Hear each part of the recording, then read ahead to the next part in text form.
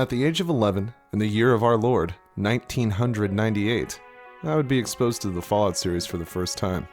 While at a friend's house who lived across the small suburban street I grew up on, I would see his older brother playing Fallout 2. Now it may be a mixture of looking up to his older brother, seeing a PC game for the first time, and being introduced to the glory that is Fallout 2, but I was awestruck. I would sit for hours watching his brother play Fallout and Fallout 2, taking turns when he finally got tired of the family PC. In those days, most homes had just one computer per house. Can you imagine? My family wouldn't get one until a bit later, but once we did, I was able to borrow the Fallout discs from my friend and do a full install on my computer. Back then, most games that you did this with, they wouldn't require the disc to play them afterwards. So I was able to return them the same day and play Fallout all I wanted. Though I would later buy the collector's set to have the disc for myself. Before my introduction to the Fallout series, I hadn't really played any games that had such a dark tone. The closest thing to an RPG I had played was Super Mario RPG, and Fallout was a huge culture shock to me, in the best way possible. Whenever I thought of an RPG back then, I thought like swords and magic. Those things didn't really appeal to me nearly as much as a post-apocalyptic setting did. Sure, I would eventually dabble in games my friends were playing, EverQuest, World of Warcraft, and Diablo 2, still, none spoke to me as much as Fallout did. At the time, I would say I was obsessed with Fallout, often playing games in real life that would mimic Fallout. Barter fairs were big where I grew up, and a friend of mine and I would carry around sacks of bottle caps that we would gather around the barter grounds, oftentimes running in zigzag patterns to simulate what it would be like to be in Fallout. Dumb kid stuff, but still, with my obsession, it was hard to find others that knew about the game.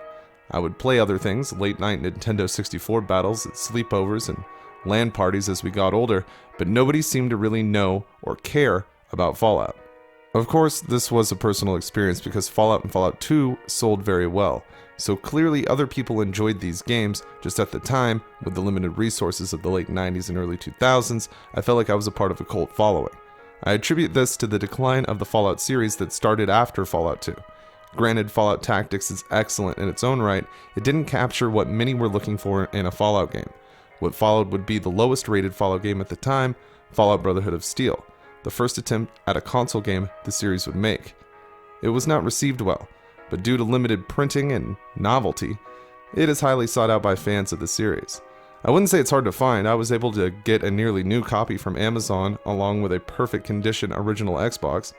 Once equipped with an HDMI adapter, you're good to go.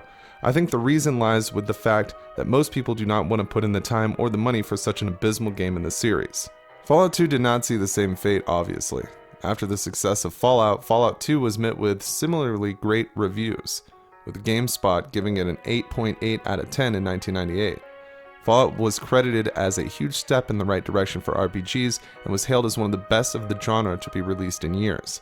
Though some critics targeted Fallout 2 for its reuse of assets and similar presentation to its predecessor, it was widely considered to be a vast improvement over the first, adding quality of life gameplay features, drastically widening the scope of the story and locations while introducing some of the most iconic pieces to the Fallout puzzle.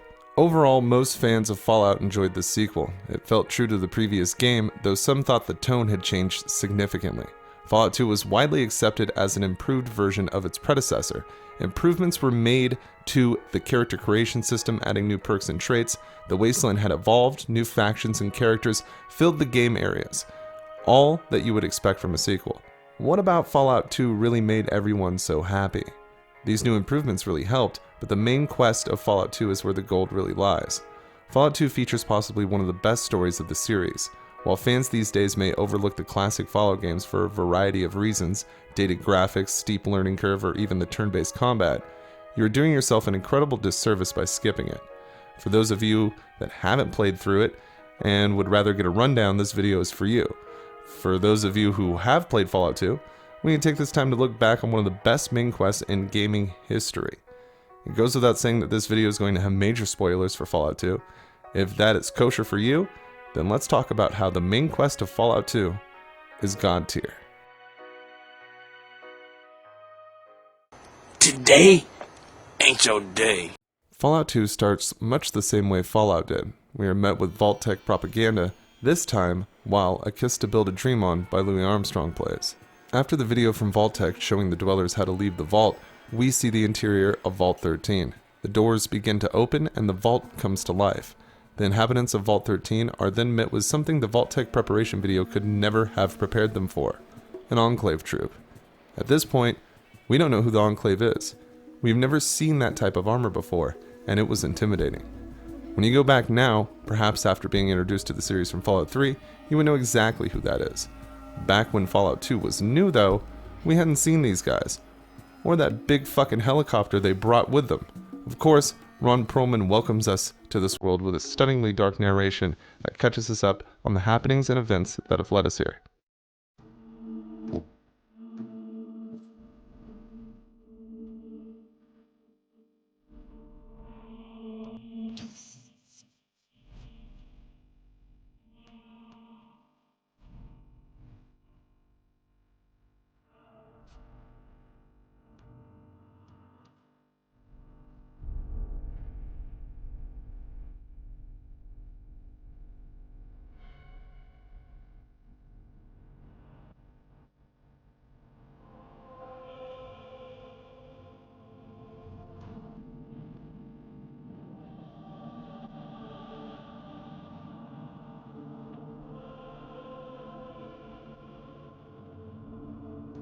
A quiet darkness fell across the planet, lasting many years.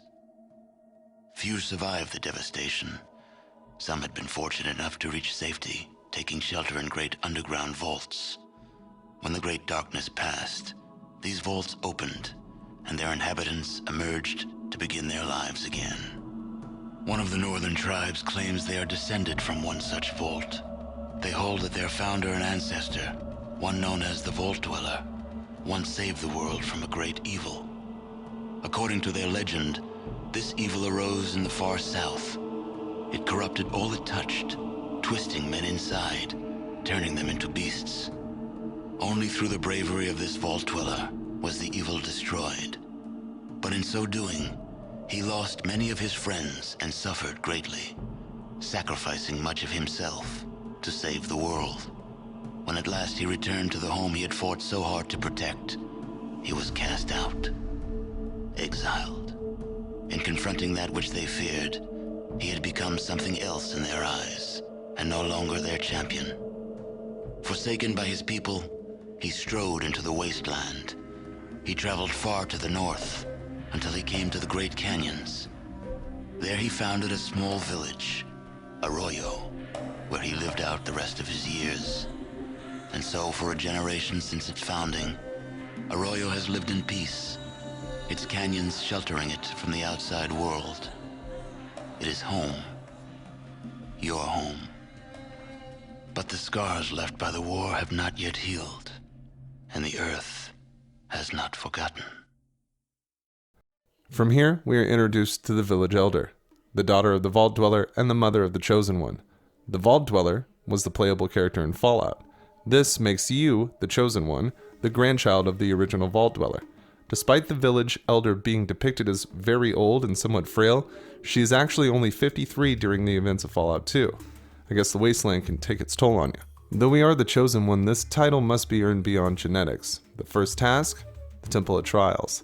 This section is arguably the most complained about area in the game, with many longtime players of Fallout 2 longing for the ability to skip the part altogether. I see the Temple of Trials as a necessity for the story, and the Chosen One must earn their title, and the only way that they can do that by the standards of Arroyo is to complete the trial. Arroyo was founded by the Vault Dweller after they were exiled from Vault 13 following the events of Fallout. After the death of their spouse, Pat, the Dweller would write their memoirs and disappear from the settlement. Your mother would raise up the ranks and become the village elder and lead the tribe during the most tumultuous of times. The worst drought the village has ever seen is taking place. With your role as Chosen One secured, she tasks you with leaving the community to find the fabled GECK, or Garden of Eden Creation Kit. The Garden of Eden Creation Kit is a strange device. Contrary to what people believe though, behind the scenes, the GECK was created by Jason Anderson and Leonard Boyarsky for the Fallout game manual. It was never intended to be used in the Fallout series, but they looked at it as a possible MacGuffin if they needed it. The GECK didn't quite work the same way it does now back in the days of Fallout 2. In later entries, Bethesda would turn the device into some kind of miracle suitcase, while when introduced, The GECK just seemed like an incredibly handy post-war tool capable of great things, containing some basic and advanced elements to help get a community started in the wasteland after leaving a vault, like seeds, fertilizer, and other equipment, including a cold fusion power generator and a basic replicator. It's pretty clear why the Elder would want this fantastic device. The village is dying and something needs to be done. Now, one of the best parts of Fallout 2 is the side quests. Arroyo has a few itself, and this video would be a couple hours long if I went through all of them. So while I plan to discuss how essential or astounding some things on the side are in Fallout 2, let's save a deep dive for another video, as this one is going to be focusing on the main quest mostly. Speaking to the shaman of the community, Horrigan, is crucial before we leave. He will periodically contact the Chosen One throughout the story as time wears on, and the village starts to die, reminding you to stay on task. This was met with some controversy among fans, as this pretty much added magic to the canon of the Fallout universe in the form of telepathy. Regardless, this is used throughout the game. The Elder is confident that a trader named Vic in Klamath may know where to find the fabled GECK, as he had traded some flasks from the Holy Vault 13 to Arroyo. So she points the Chosen One in that direction as we leave the village for the first time. Already, Fallout 2 has filled us with so many driving factors. Our home, Arroyo, is suffering from the worst drought in years. The crops and animals are dying, and soon our friends and family will follow. A small ray of hope exists in the form of the Garden of Eden creation kit, but it feels like such a long shot. How is one device going to transform Arroyo into a thriving settlement from a dying desert village? Fallout 2 doesn't waste time trying to get you to feel for those around you. It comes with the start of the game. People who have played the first entry are already going to be connected to Arroyo, the Vault Dweller having founded the site. So in a way, you already feel like you care about Arroyo. You played as the Vault Dweller and went through one hell of a harrowing journey. So the concept that you would want the village that you founded to thrive is an easy one to get behind. The idea that your home depends on your actions in the waste really drives home the urgency, so it doesn't matter if you like the Elder, and it doesn't matter if you picked up on the fact that she is your mother. These are left for the player to discover at their own discretion. Though most of this is mentioned in the introduction of the game, some people may miss it entirely. The desire to see Arroyo thrive is there. Sure, exploration of the vast wasteland and the unique characters that call it home starts to become more and more enjoyable. Still, Fallout 2 does a beautiful job of making the Arroyo quest seem very important, and in turn, makes you, the player, understand the importance, while still being able to roleplay to your heart's content. You come from Arroyo. You can't pick your parents or your grandparents, and this applies to Fallout 2 as well. Other than that, the rest of the story is up to the player. One of the last times we would see such freedom in a Fallout game. But they'll never take our freedom! The Chosen One heads towards Klamath, where this Vic the Trader is nowhere to be found. Looting through his shack, we can find more evidence of his knowledge of the vaults, or at least Vault 13. Fallout 2 provides the hints on where to go next by talking to the townspeople. This happens a lot in Fallout 2. Showing up to Klamath on a whim, hoping that this guy will be here, and it doesn't mean he's going to be here. Through the people in Klamath, we can learn about the disappearance of a few folks, Vic being one of them.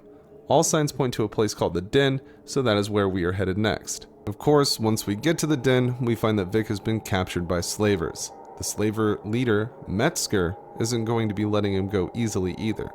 Vic must first repair a radio for the gang, and Metzger wants $1,000 for his release. The Chosen One may not have the funds to buy Vic from Metzger, but they can be obtained if you have made yourself useful in Klamath and the Den. Vic doesn't seem to know much of anything about Vault 13. He points out Vault City as an excellent place to start, as the city is built around one of the old vaults, and he got the flask from a Brahmin dealer named Ed, who resides there. This is where Fallout 2 stands out even more in the franchise. In Fallout, we saw life 84 years after atomic annihilation. Though many of the settlements and towns you visited were already rebuilding, by the time of Fallout 2, we are nearly 200 years removed from this event. Because of this, we see a lot of well-off towns and cities even.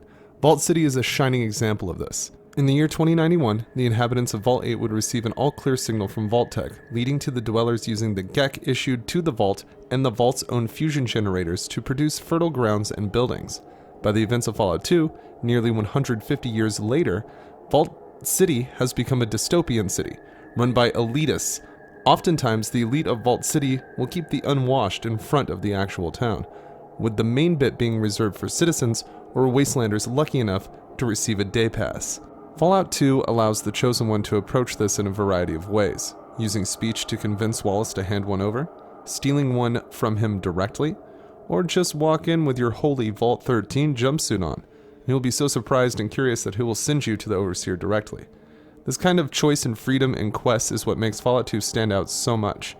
The story that is being told is without a doubt one of the best, but the various ways to progress are what really shines here. This is a recurring theme in Fallout 2. Inside Vault City, if Vic has made the journey as well, we can see a bit of family drama between him and his daughter, Valerie.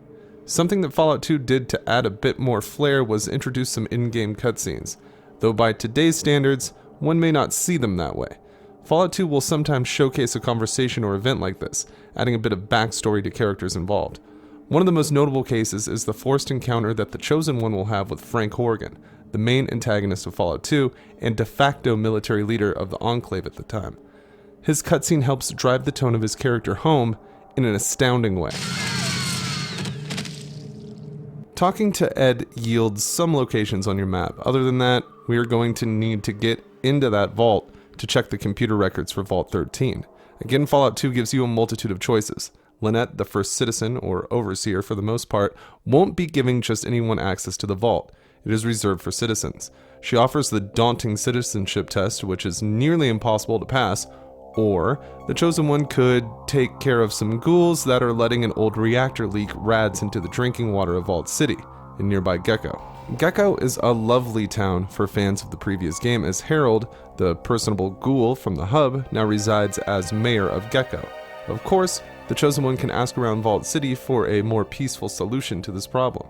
It turns out the gated community has the part needed to fix the power plant in Gecko. The problem is getting it. Luckily, one of the heads of Vault City wants to see this end well and can give out a requisition form for the part. The citizenship test is not impossible though. The Chosen One needs at least 9 perception, 9 intelligence, 9 luck, and no visible mutations to pass. Then you can just walk right into Vault 8. Once inside the vault, going to the lowest level and finding the main computer, the Chosen One can search for records and shipment information on the GECK. Eventually, these two things can be cross-referenced, and the location of Vault 15 can be downloaded to the Pip-Boy. It's a step in the right direction for sure. One problem with Vault 15, it's in a bit of a contested state. The Khans, the toughest raiders in the Waste, have taken up shop inside the old vault. Squatters have started camping out in the front of the entrance, with the now substantial force, the NCR, trying to police the whole thing as they believe the territory belongs to them. Again, the Chosen One has a ton of options when dealing with getting what they need from Vault 15. If any vault is going to hold the location of the fabled Vault 13, it is going to be this one. A brave enough player could simply clear the vault of the raiders with force, perhaps even enlisting the help of the NCR, or at least their blessing. A sneaky player could talk their way past the low-level con guards at the entrance and find the computer that holds the information, download it, and leave. Because who wants to deal with the NCR? Speaking of the NCR though, the main quest will more than likely pull the Chosen One here. It is essential to take a look at the growth the NCR sees in the series at this point. Granted, we are seeing things much further in the timeline, NCR growing from Shady Sands, which we can visit in the first game. Knowing what we know now from New Vegas, that the NCR becomes one of the most prominent and most controversial factions in the Wasteland, it is nice to see this growth begin in the classic Fallout games. For fans of New Vegas that have not played Fallout 2, this is a look at the NCR capital, where most of the strength of the NCR lies. So, we have finally done it. We have tracked down the location of Vault 13. Diving through the familiar caverns that lead to the entrance, the Chosen One gains access to the Holy Vault 13. Fallout 2 does another great thing. Clues could be picked up through quests in the NCR capital that would lead one to believe deathclaws have been active in the area, which can lead the Chosen One to Vault 13 as well. When we enter the vault, we see these deathclaws. Only for the first time, these deathclaws are friendly. They are even able to communicate using the same techniques as birds, mimicking human speech. Gruthar and his pack here were bred by the Enclave and are being used to protect the valuable information inside Vault 13. The problem with the Enclave's plan here is that the deathclaws didn't see the point in being violent towards the occasional wanderer. In fact, they started gathering folks to live in the vault with them, offering the people protection from the harsh wasteland life. Gruthar can confirm that Vault 13 still has a GECK in its inventory. This is where Fallout 2 brings you another round of choices. Gruthar needs the computer fixed. They have the mainframe computer of Vault 13 set up where the Overseer used to be. The deathclaws have it modified to take speech input, but the device has gone out. They can't fix it themselves and need a replacement part. Gruthar says he will give you the Garden of Eden creation kit if you repair the computer. If he trusts you, he will allow you to roam the vault freely. So, in theory, one could just go to where the GECK is being stored, lockpick the door, and steal the device. The deathclaws would be none the wiser. But sometimes the wasteland needs a hero, so the Chosen One may feel compelled to help these poor creatures.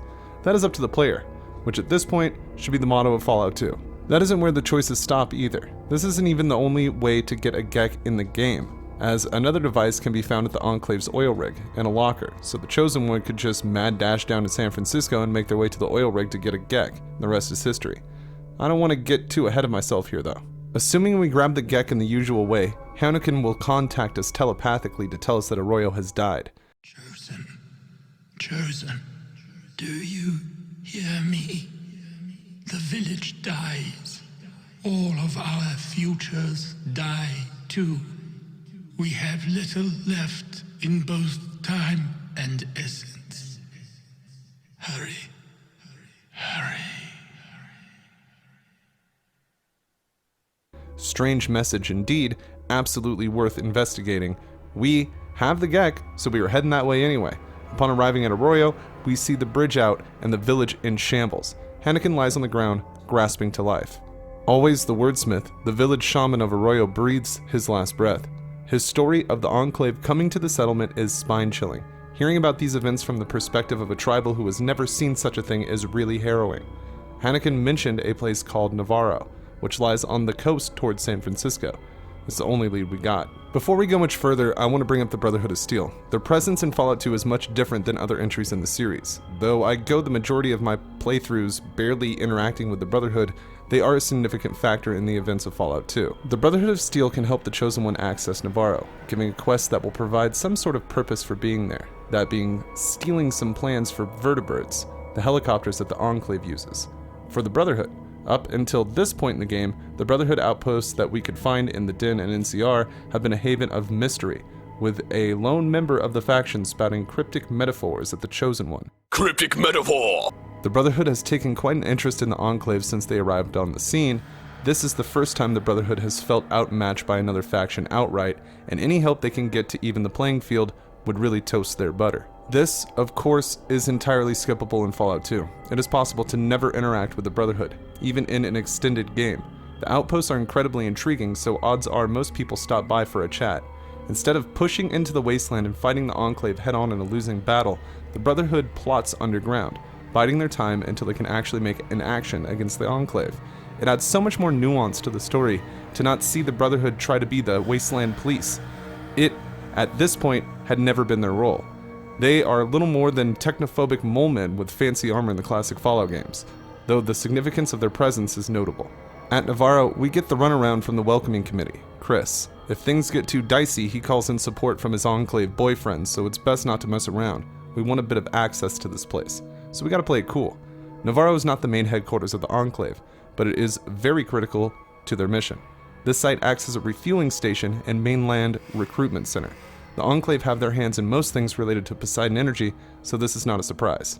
The only way we are going to gain access to the Enclave proper is by reaching their offshore oil rig that now acts as their main headquarters. This is where the incredibly unique city of San Francisco finally enters the picture. San Fran is different than most post-war settlements. It has become a bustling city again. The Chinese population, the Xi, have infused their culture into the community, with this later generation using old Kung Fu holodiscs as a reference guide.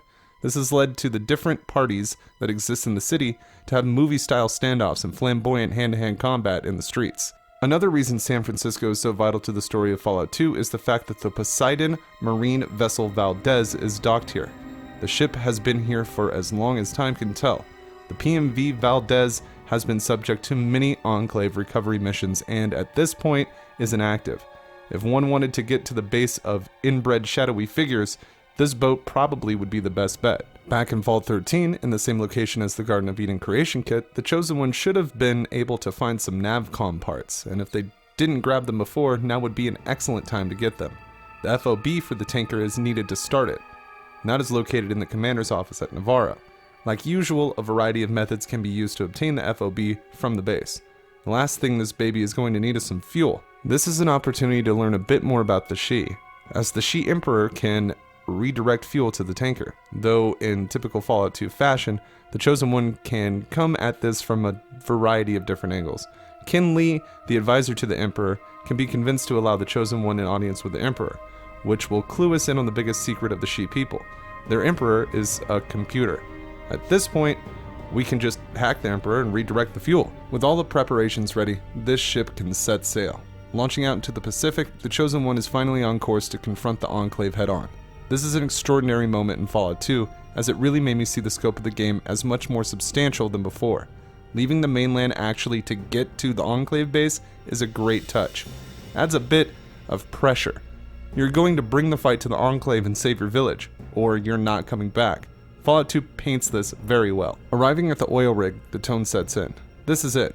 The oil rig is, of course, home to the Enclave. All of the high-ranking members reside here, including the president, Dick Richardson, whose father, the previous president, gave the work order to produce the advanced power armor that the Enclave has become known for. Obtaining a meeting with Richardson isn't all about vanity. He carries the most essential item on site, the presidential access key. This key allows the holder complete access to the facility. This item will be crucial to the success of the mission. There is only one way to get it though. In-game, this key will cause the turrets to support you if used correctly at a terminal. Fallout 2 brings its main story to a conclusion here. We learn that the Enclave has a plan, releasing FEV curling 13 into the jet streams, thus killing mutated humans, of any degree, worldwide. Richardson believed this to be the best hope for humanity and didn't take any pleasure in making the decision. The Enclave has captured what people remained at Vault 13 before leaving the Deathclaw troop there, as well as the people of Arroyo, due to their extremely low radiation exposure. No mutations. Anyone who ended up being mutated, the Enclave wouldn't have a problem dealing with that either. There is only one way to stop this. Blow this place sky high. Luckily, the Enclave has quite the reactor running this base, and it would only take someone to overclock it to get it to start its big fireworks show. Doing so, we can make our escape from the oil rig, rescuing these damned souls as we go. Except we have a problem. One big fucking problem. Frank Horrigan. You've gotten a lot farther than you should have, but then you haven't met Frank Horrigan either. Your ride's over, Mutie. Time to die. Frank Horrigan is the Enclave's most exceptional instrument of warfare. Horrigan started his Enclave career as a big, dumb grunt, many relating his fierce loyalty to the president to his low intelligence. The Enclave would experiment on Frank, eventually ejecting him with some modified FEV and encasing him in some custom-made power armor. The Enclave sent Horrigan out into the wasteland to solve any problems that may affect the Enclave's operations. Despite his mutation, the Enclave, as well as Frank himself, do not consider him a mutant. Frank Horrigan was an unstoppable, loyal killing machine before the experiments, and they have only amplified it. Special Agent Horrigan is the deadliest thing to ever walk the waste. The only way the Chosen One is getting through this is by fighting, something that Cameron in the Temple of Trials warned us about. You won't always be able to talk yourself out of conflict, and Frank Horrigan is done talking. The battle is fierce, but if you have convinced the nearby Enclave squad to support you and made use of the presidential access key, it can go a lot smoother. Frank Horrigan has the best death animation in the entire Fallout series. Once combat is over, Frank will have one final message.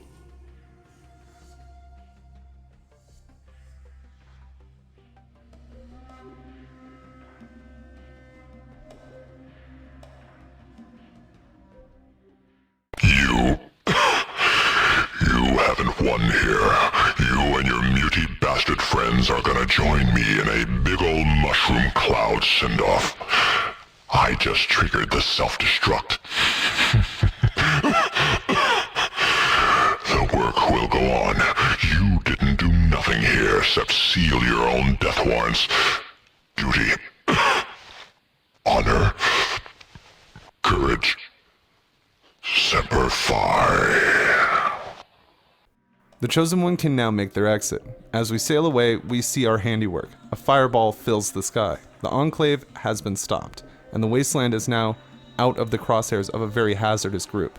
The tribals of Arroyo will go on to rebuild, creating a thriving city with the Garden of Eden creation kit. The Chosen One will be highly regarded across the waste for their part in taking down the Enclave. the fight becoming one of the most pivotal roles in shaping the entire country moving forward. This is where the main quest ends, one of the best stories not only in the Fallout series, but in gaming as a whole. Fallout 2 has a remarkable amount of things to do and see that I didn't cover in this video. As good as the main quest is, the side quests offer some great experiences. One of my favorite from the game is the ability to become a prize fighter in New Reno. New Reno itself is filled with tons of content. Around every corner of this game is something that is bound to catch your eye. The scope of the main quest in Fallout 2 could be a major reason why we see a lot of the older fans of the Fallout series criticize the stories of the newer entries so harshly. This mixed with the similar scope in the original Fallout. While Fallout 3 and Fallout 4 have some intriguing stories, the main quest consisting of finding a long-lost family member doesn't seem to compete with saving a village or a vault. This isn't to say the later Fallout titles are bad, I enjoy them quite a bit, but it is hard not to see the differences when comparing these stories in these games. Bethesda ushered Fallout into the mainstream with a jump to first person and their signature style of open world RPG, something that I think benefits Fallout immensely. If you haven't played the classic Fallout games and you are a fan of the setting that Bethesda has based their games off of, do yourself a service and play them as soon as you can. Even after watching this video, experiencing the game for yourself is unique. Games like Fallout 2 do not come along often. They can change your perspective on life. They can immerse you in a world that you would never want to live in, but you never want to leave. And that is why the main quest of Fallout 2 is God tier. Thank you for watching my love letter to Fallout 2. If you enjoyed the video, consider leaving a like and subscribing if you want to see more Fallout content. It's free and only takes a few seconds to do, and you will support the channel in a big way. I want to thank those who support the channel more directly by becoming patrons and YouTube channel members. Your continuous support allows me to work on these videos, and I can't thank you enough. I want to give a special thanks to my biggest supporters: Kim Jong-un, Popo Hum, Your Typical Redneck, Fireflare, Primarch Mustard, James Starkey, and Corbin King. Thank you all so much. You are legends, and if you want to see your names in these credits and help the channel out a bit more, you can check out all of the links down in the description below for Patreon and the big join button under the video for YouTube channel members. Thanks again for watching. I will catch you on the next one. It has been Mantis. I gotta testify. Come up in the spot looking extra fly. For the day you die, you gon' touch the sky. You gon' touch the sky, baby girl. Testify. Come up in the spot looking extra fly. For the day you die,